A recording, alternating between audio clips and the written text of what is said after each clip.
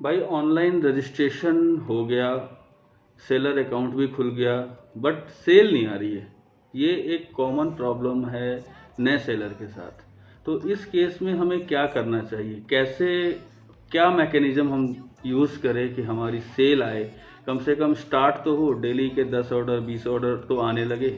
लेकिन ऐसा हो नहीं पाता। मोस्ट ऑफ द नए सेलर्स जो हैं वो ये प्रॉब्लम फेस करते हैं।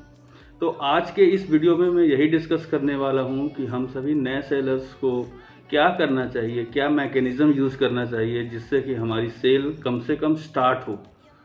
सेल तेज़ी से ग्रो करे वो बात की बात है, पहले स्टार्ट तो हो, अभी तो स्टार्ट ही नहीं हो रहा है। तो गाइज़, मैं राकेश श्रीवास्तव आप सभी का स्वागत करता हूँ मेरे चैनल पे एक नए वीडियो के साथ।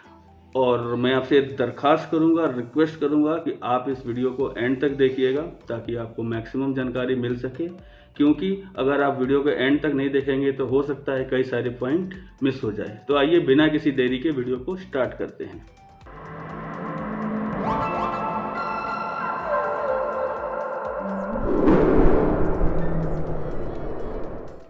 गाइज, मैं आपको बता दूं कि नए सेलर अकाउंट को उठने में, करने का मतलब है कि उसको मैच्योर होने में आपको थोड़ा सा टाइम देना होगा। ऐसा नहीं है कि आज सेलर अकाउंट क्रिएट हुआ और आज रात से या कल मॉर्निंग से ही ऑर्डरों की बाढ़ आ जाए।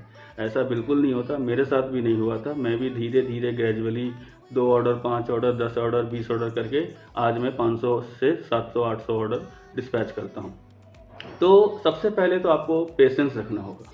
पेशेंस एक बहुत ही इम्पॉर्टेंट की है किसी भी बिजनेस में, चाहे वो ऑनलाइन हो या ऑफलाइन हो। आपको पेशेंस रखना ही पड़ेगा, क्योंकि हड़बड़ी में काम आप गड़बड़ी भी कर सकते हैं।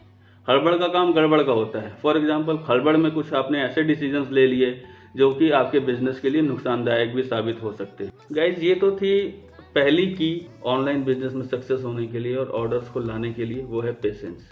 अब बात करते हैं दूसरी टॉपिक की। दूसरा टॉपिक जो है वो है कैटलॉग्स। चाहे आप अमेज़ोन पे सेल करें, फ्लिपकार्ट पे सेल करें, या फिर आप मीशो पे करें, जियो मार्ट पे करें, कहीं भी करें, आपको अपने कैटलॉग की संख्या हमेशा बढ़ानी पड़ेगी। आप अगर ये उम्मीद करते हैं कि आपने 10-20 प्रोडक्ट को लिस्ट कर दिया और ऑर्डर आने लग जाएं, तो ऐसा बिल्कुल नहीं होगा। जनरली मैंने जो फील किया है, मेरा जो करियर है और 8 साल के जो एक्सपीरियंस है मेरे पास, उससे मैंने यही एनालाइज कर पाया हूँ आज तक कि फॉर एग्जांपल आपके पास 2000 प्रोडक्ट लिस्टेड है, तो उसमें से आपको 10% ही ऑर्डर आएंगे। फॉर एग्जांपल, अगर 2000 प्रोडक्ट लिस्टिंग में आपकी है तो उसका 10% होता है 200। यानी कि अगर आप 2000 प्रोडक्ट को लिस्ट करके रखें तो आप 200 ऑर्डर प्राप्त करने के लिए एलिजिबल हैं। ऐसा मेरा एक्सपीरियंस है, ये कोई थंब रूल नहीं है, हो सकता है 50% भी आ जाए, बट जैसा मैंने 5 से 8 साल के अंदर में देखा है तो यही नतीजा निकल के आया है। तो इससे हमें ये इच्छा मिलती है कि हमें कैटलॉग की संख्या को दिन प्रतिदिन इंक्रीज करना चाहिए, नए नए आइटम्स लाने चाहिए, नए नए मर्चेंडाइज लाने चाहिए, एक्सपेरिमेंट करने चाहिए। तो ये पॉसिबल हो सकता है कि अगर आपके कैटलॉग की संख्या ज़्यादा होगी तो आपके पास ऑर्डर्स भी ज़्यादा हैं। अब गाइज, हम तीसरे टॉपिक पे बात करेंगे। तीसरा टॉपिक है क्वालिटी ऑफ लिस्टिंग। कई sellers just for a sake of listing को कर देते हैं, लेकिन उस लिस्टिंग में क्वालिटी नहीं होती है। क्वालिटी शब्द बोलने से मतलब ये है कि आपके लिस्टिंग की टाइटल कैसा है, उसमें आपने इमेज कैसे यूज़ किए हैं, कितने इमेज यूज़ किए हैं, क्या आपने वीडियो भी लगाई है अपने लिस्टिंग में, आपने डिस्क्रिप्शन अच्छे से लिखा है कि नहीं लिखा है, आपने कीवर्ड्स अच्छे से डाला है कि नहीं डाला है। तो ये सारी चीज़ें मिक्स होकर के एक क्वालिटी लिस्टिंग बनती है। अगर आपने टाइटल भी अच्छा डाला है, इमेज क्वालिटी भी अच्छी है, 5-6-7 इमेज भी लगा रखे हैं और उसमें वीडियो भी है, डिस्क्रिप्शन भी बहुत ही बढ़िया लिखा हुआ है आपने, और सबसे इम्पॉर्टेंट कीवर्ड्स अगर आपने डाले हुए हैं तो गारंटेड आपकी सेल बढ़ेगी और आपकी सेल्स आएगी।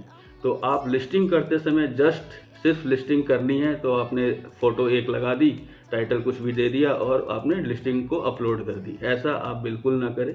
लिस्टिंग करते समय बिल्कुल ध्यान रखें कि ये सारी चीज़ें आपकी लिस्टिंग में होनी चाहिए। बात करते हैं चौथे टॉपिक की। चौथा टॉपिक है कि आप चाहे अमेज़न पे सेल करें, फ्लिपकार्ट या मीशो या जियो मार्ट, आप इनके सारे इवेंट्स बोलने से मतलब ये है कि कभी भी सेल आती है या कुछ डेली डील्स टाइप ऑफ चीज़ होती है तो आपको इसमें पार्टिसिपेट करना है। पार्टिसिपेट करने से क्या होगा, आपके जो अकाउंट है उसकी विजिबिलिटी इंक्रीज होगी। मीशो का एल्गोरिदम या अमेज़ॉन का एल्गोरिदम या किसी भी मार्केट प्लेस का एल्गोरिदम ये देखेगा कि भाई ये सेलर एक्टिव है और ये सारे इवेंट्स में पार्टिसिपेट करता है, तो उससे आपका जो ओवरऑल अकाउंट है, ओवरऑल लिस्टिंग है, वो उसकी विजिबिलिटी इंक्रीज होगी और आपके ऑर्डर आने की चांसेस बढ़ जाएंगे। करते हैं पांचवें और आखिरी पॉइंट्स की। पांचवा और आखिरी पॉइंट्स ये है कि प्राइजिंग आप कैसे रखें। देखिए, प्राइजिंग से मतलब ये नहीं है कि आप बिल्कुल ही सस्ता प्राइस लगा दें। फॉर एग्जांपल, अगर आप 100 का ला रहे हो और 150 का बेच दे रहे हो तो आपको कुछ भी नहीं बचने वाला है। तो प्राइजिंग के लिए आपको बिल्कुल स्मार्टली डिसाइड करना होगा कि भाई मैं उसके लिए कैलकुलेटर में मैंने ऑलरेडी वीडियो बना रखी है, डिस्क्रिप्शन में मैं उसका लिंक डाल दूंगा। अगर आप देखना चाहते हैं तो जा करके देख सकते हैं। उसमें मैंने ये दिखाया था, ये बताया था कि भाई प्राइसिंग को हम कैसे रखेंगे, क्या क्या खर्चे होते हैं, उन सारा कुछ को माइनस करने के बाद आप कितना मार्जिन एक्सपेक्ट करते हैं, आप कितने मार्जिन पे काम करना चाहते हैं।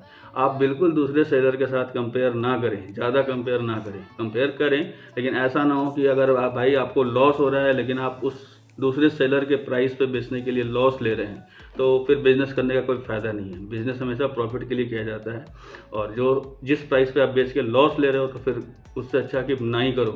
तो प्राइसिंग आपकी ऐसी होनी चाहिए कि कॉम्पिटिटिव होनी चाहिए। मैं ये नहीं बोल रहा हूँ कि कोई सेलर अगर 150 में बेच रहा है तो आप 148 कर लो, नहीं। अगर आप खुद से डिसाइड कीजिए, आप ऐसी, और ये भ्रम निकाल दीजिए कि जो सस्ता होगा सिर्फ वही बिकेगा। मार्केट में बहुत सारे कस्टमर हैं, कई सारे ऐसे कस्टमर हैं कि जो सस्ता महंगा नहीं देखते, उनको क्वालिटी चाहिए। आप ऑनलाइन में देखेंगे कि कोई भी प्रोडक्ट 100 रुपये का भी सेम प्रोडक्ट मिल रहा है, 150 का भी, 200 का भी, 250 का भी, 300 का भी। तो ऐसा नहीं है कि जो 300 वाला सेलर है उसको ऑर्डर नहीं आते हैं, उसको भी ऑर्डर आते होंगे, 100 वाले को भी आते होंगे, क्योंकि ये एक मार्केट प्लेस है। यहाँ पे लोग प्राइस कंपेयर भी करते हैं, कुछ सस्ता भी खरीदता है, कोई महंगा भी खरीदता है, कोई बीच के रेट वाला भी खरीदता है। तो आप पहले अपना मार्जिन सेट करें, उस हिसाब से एक कैलकुलेट करके एक सेलिंग प्राइस फिक्स करें। और ऐसा भी नहीं है कि किसी को लूटना है। 50 रुपये का प्रोडक्ट है और आप चाहोगे उसको 1000 में बेचूं तो नहीं बिकेगा। हाँ, एक प्राइसिंग रीजनेबल प्राइसिंग होनी चाहिए जो कि लगे उस प्रोडक्ट को वर्थ करता हो।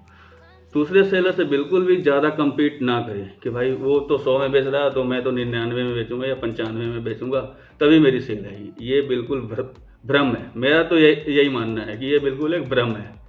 तो इस भ्रम में बिल्कुल ना पड़े। सेलिंग प्राइस आप खुद डिसाइड करें, स्मार्टली डिसाइड करें और कॉम्पिटिटिव रखें अपने प्राइस को, तो सेल आपकी ज़रूर आएगी। तो गाइज़, ये थे कुछ पॉइंट्स, 5 पॉइंट्स मैंने आज डिस्कस किए। एक बार मैं रिकैप कर देता हूँ। गाइज़, पॉइंट को रिकैप करते हैं। सबसे पहले मैंने बताया था, फर्स्ट पॉइंट मेरा ये था कि आपको पेशेंट रहना है। पेशेंस आपके अंदर कूट कूट के भरी होनी चाहिए। जब तक पेशेंस नहीं होगा, आप धैर्य नहीं रखिएगा, आप ऑनलाइन में नहीं टिक पाइएगा। प्लीज़ इस चीज़ को सीरियसली समझने की कोशिश करें कि पेशेंस रखना अनिवार्य है, मैंडेटरी है ये, इसके बगैर कुछ भी नहीं हो सकता। दूसरा है कैटलॉग आपको दिन प्रतिदिन इंक्रीज करते जाना है। जितने ज़्यादा कैटलॉग उतने ज़्यादा ऑर्डर। इस रूल को आप फॉलो कीजिए कि जितने ज़्यादा कैटलॉग उतने ज़्यादा ऑर्डर। ठीक है।